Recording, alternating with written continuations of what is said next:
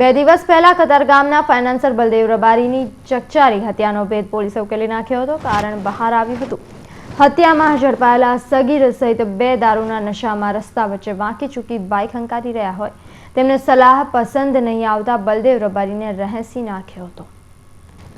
કતારગામના financier ગણાતા બલદેવ રબારીને ચપ્પુનો એક ઘા મારી રહેસી નાખવાની ઘટનાએ ભારે ચકચાર જગાવી હતી. આ ફાઇનાન્સરની હત્યા પાછળ કોઈ ગુનાહિત કાવતરાની શંકા વચ્ચે સ્થાનિક પોલીસ ઉપરાંત ક્રાઇમ બ્રાન્ચને પણ કામે લગાવી હતી.